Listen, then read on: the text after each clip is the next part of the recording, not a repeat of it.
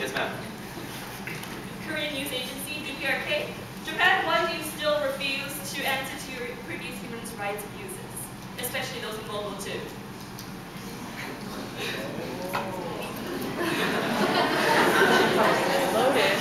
Decorum, please. Actually, the member of our delegation who is on the committee dealing with human rights is not currently present, so we're a little short-staffed at the moment. Parents observer. With the developments in North Korea where they're developing longer and longer range missiles and trying to develop missiles, is Japan feeling fairly confident in its defense, or is it like reaching out to its neighbors? Do you have any comments on that? Yes, actually, thank you for that question. This is a good opportunity for Japan to highlight the fact that, yes, in the past it has supported strict economic sanctions against the DPRK. However, it has also in the past given humanitarian aid to North Korea. It does not have inherently hostile intent towards this country. Therefore, in recent discussions with the Security Council, Japan has made concessions and has agreed that it will be able to make compromises in terms of lifting certain economic sanctions, in exchange for safety and security guarantees given by the DPRK. Zimbabwe Herald. Other delegates at the WHO committee session have told me that you are in favor of new, more expensive TB medication. Could you explain that, please?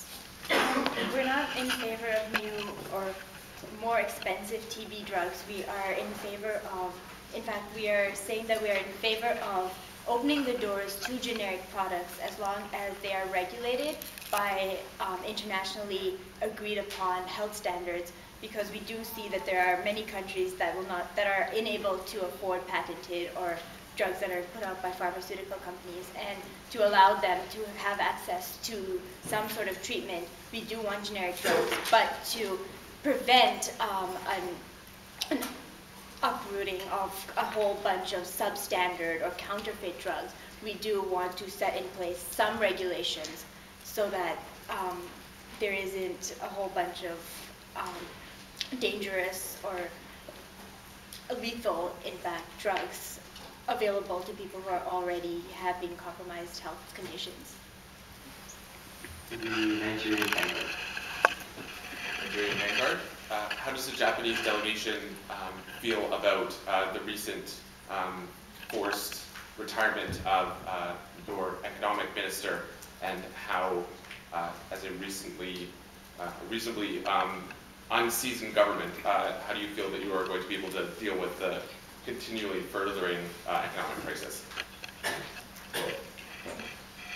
This issue of local politics clearly affects us, but the government took this decision in agreement with the Minister of Economy, so we'll figure out how to continue to handle the current crisis and to maybe look for further direction.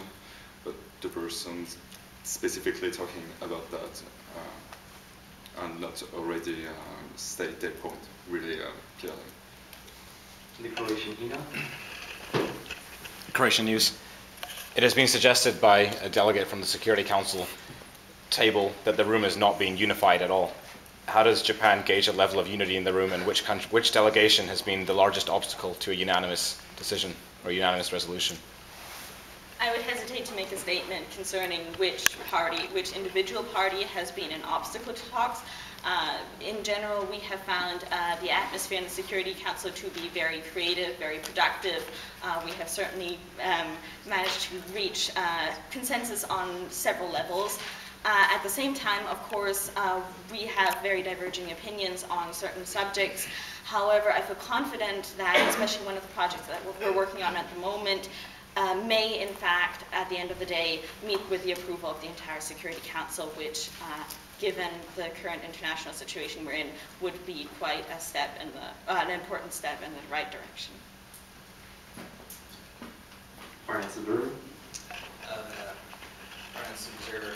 would like to ask, with the kind of antagonism coming from North Korea and the potential mutual ally of South Korea, would there be any developments in better treatment of what are essentially second-class citizens within Japan's border, despite the fact that they are multi-generationally living in Japan?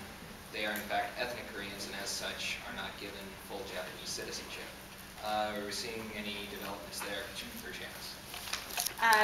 Since we are a relatively recent administration, we are definitely making changes to several important programs that we have in place.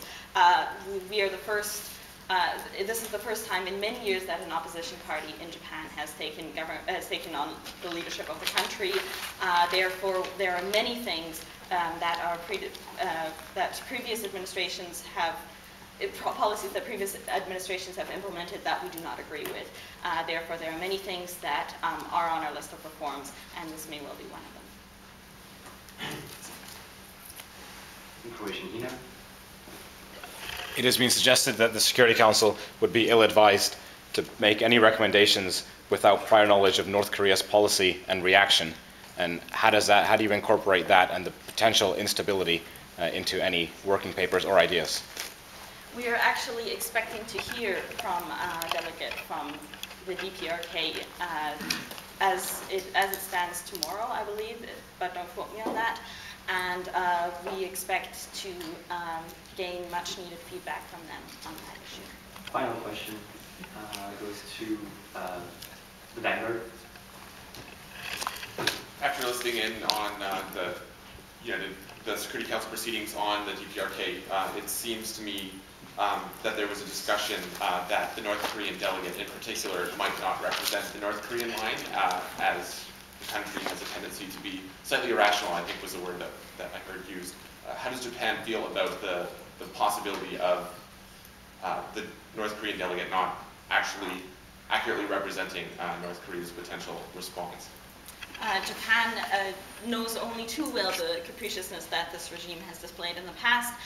Therefore, we are fully aware of the implications of this. However, as has been pointed out in the Security Council by one of the delegates, we have nothing to lose from at least hearing what they have to say and offering them some kind of agreement.